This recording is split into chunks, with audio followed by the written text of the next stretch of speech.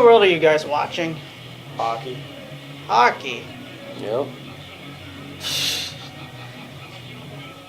I'll show you something better than hockey.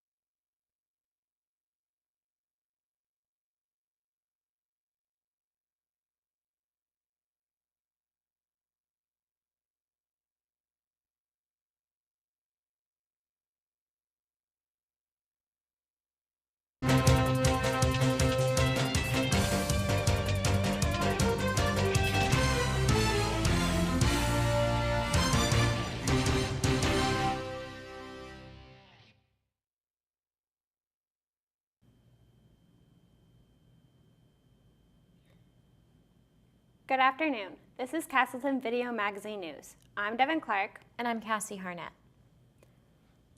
Tens of thousands of student protesters blockaded the streets of Hong Kong over the weekend to fight for democracy.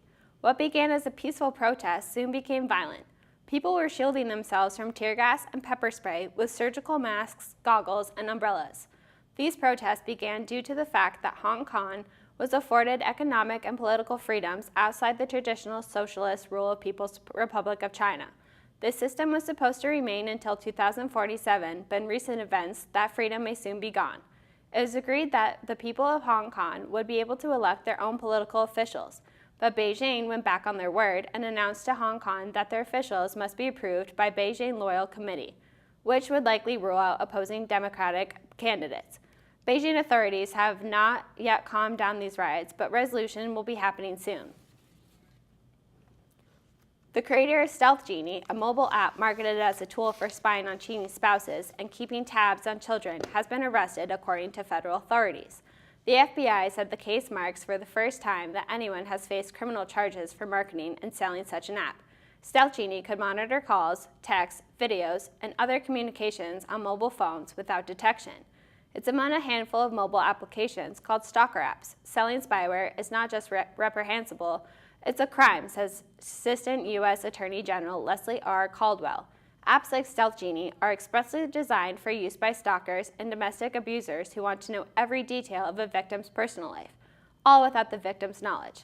The app's website appears to have been taken down Tuesday morning. Ahmad Akbar, 31, of Pakistan, was arrested Saturday in Los Angeles and appeared in court Monday. He faces charges of conspiracy, sale of surreptitious interception device, and an advertisement of a known interception device. Authorities indicted him in Virginia, where a data center that hosted Stealth Genie is located, an FBI statement said. According to the indictment, users on the app had to access a person's phone for just a few minutes to install the app. As technology continues to evolve, the FBI will investigate and bring justice to those who illegal means to monitor and track individuals without their knowledge, said Andrew McCabe, an assistant director in charge of the FBI's Washington field office. Authorities in Idaho have arrested the driver thought to have abandoned a trailer containing 37,000 pounds of now rotten chicken at a western Montana truck stop. The truck was reported missing on August 27th after the driver, Christopher Hall, sent his employer texts demanding money for the return of the semi and its cargo. The total cost of the spoiled shipment was once valued at $80,000 and has been brought back to a landfill last Friday.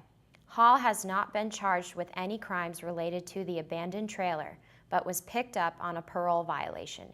He now faces a possible theft charge.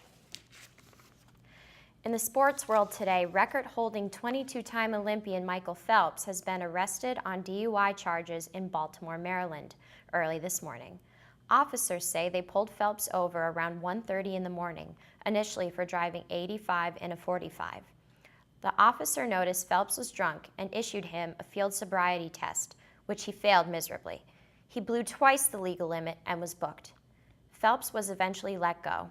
The more startling part of this story is that it is Phelps' second offense of DUI in Maryland.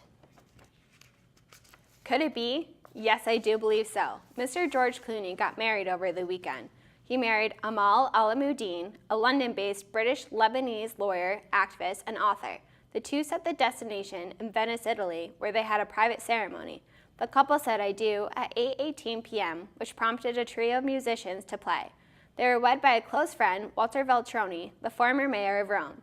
The much-anticipated wedding was attended by family and close friends, and was a night to remember by the newlyweds and all who attended. Congrats to the new lovebirds. A biologist says that the monarch butterflies in Upper Connecticut River Valley in Vermont and New Hampshire had a good to moderate year this year. Monarch butterflies spend their summers in northern United States and Canada, then migrate to Mexico for the winter. 90% of the monarch population has declined because of loss of the milkweed plants they would live on.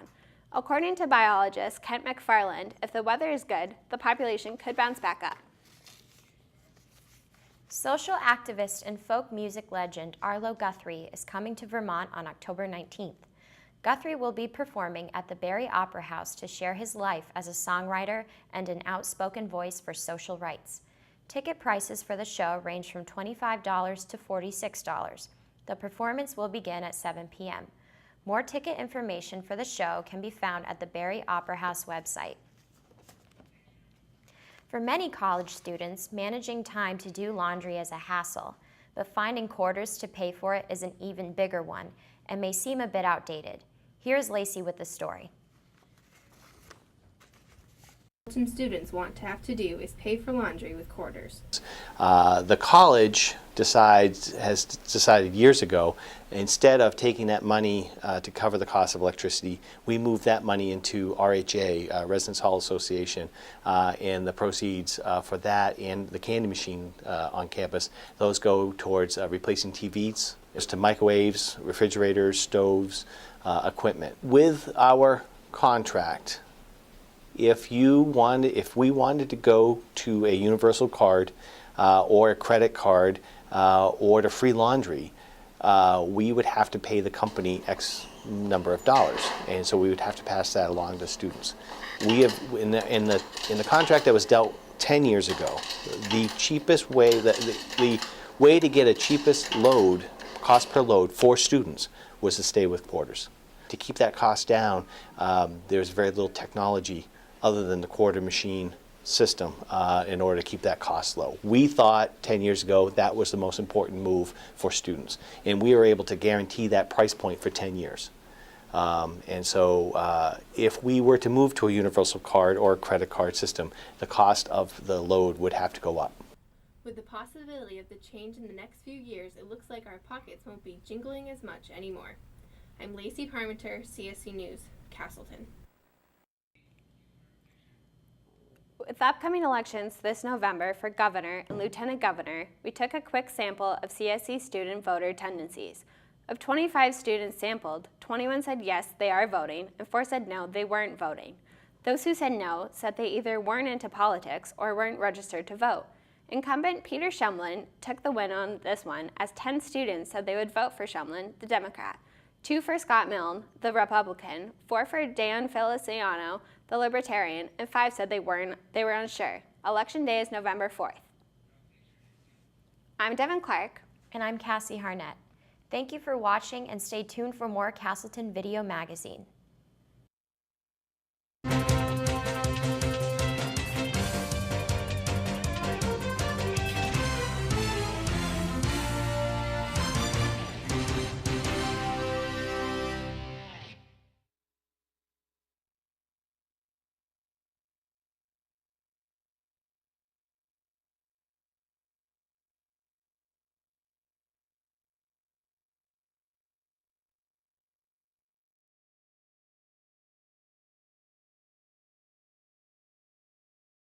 On this week's edition of Man on the Street, we are asking Castleton students about the new app Yik Yak and what they use it for.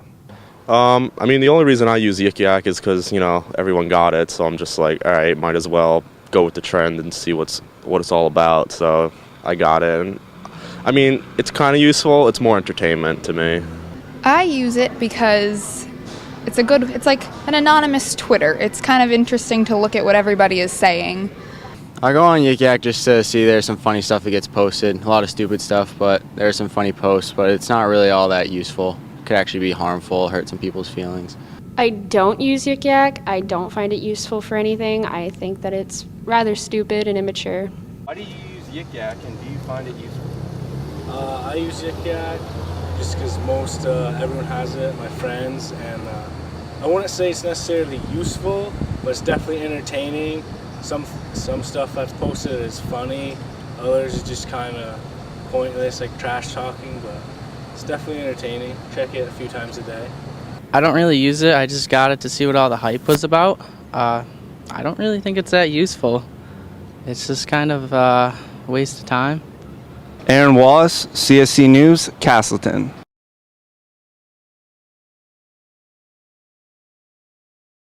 My name's Peter Vaughn.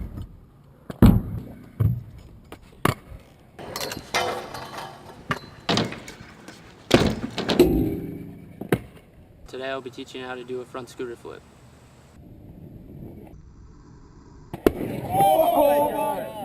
First thing you're going to want to do is to get this motion down really well.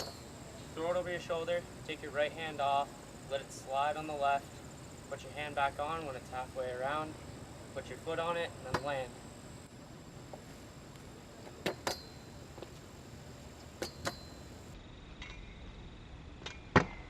Just like that. When you're comfortable with the motion, the next step is to take it to a ramp.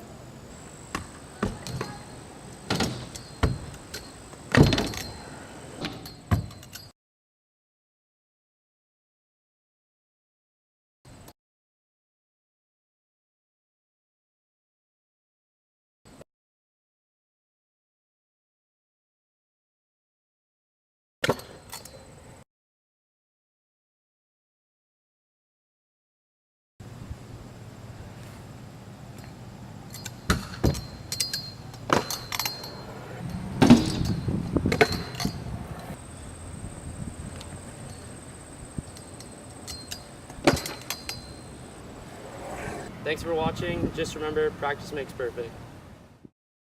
Did you know that some of the Castleton academic buildings are haunted? The scariest building on campus, which happens to be the oldest, is the Old Chapel. Built in 1821, the Old Chapel was formerly known as the college's medical academy. Legend has it that a ghost of a partially dissected woman roams the chapel without her head. My friend were still recording. I took my camera that I had and started recording the halls of the old chapel. And while it was there, going through review of the video, we happened to notice that there was a shadow on the wall of a headless human figure. And we went back again and checked it out, and there was no way it was our shadow, and there was nothing else that could have caused the shadow.